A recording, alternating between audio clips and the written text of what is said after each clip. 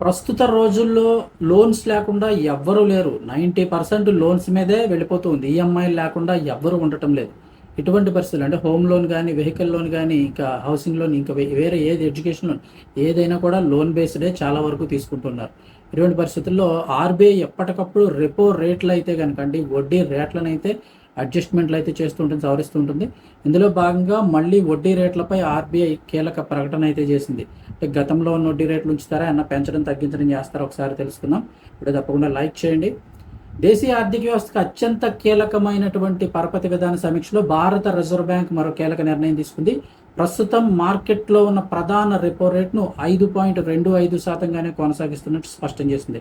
దీంతో పాటుగా తన విధానపర వైఖరిని తటస్థంగానే ఉంచుతున్నట్లు నిర్ణయం తీసుకుంది. అంటే వడ్డీ రేట్లు గతంలో ఉండగానే ఉంచారు, ఏం మార్చలేదు.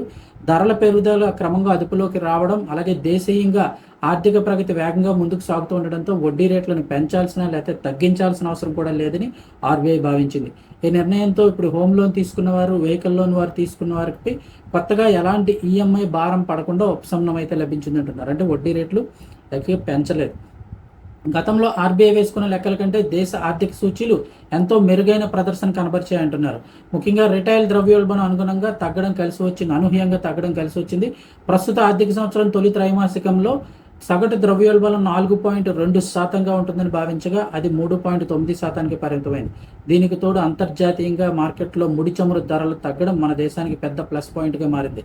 బ్యారెల్ క్రూడ్ ఆయిల్ ధర $95 బాగుంటుందని అంచనా వేస్తే అది ప్రస్తుతం 85 నుంచి $87 శ్రేణిలోనే లభిస్తుంది. అంటే పెరిగిపోతుందేమో ముడి చమురు ధరలు.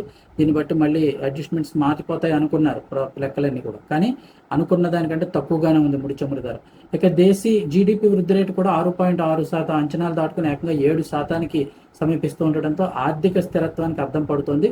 సో ప్రస్తుతం అయితే కనుక వడ్డీ రేట్లు యథాతథంగానే ఉంచుతూ ఆర్బీఐ కీలక నిర్ణయం తీసుకుంది.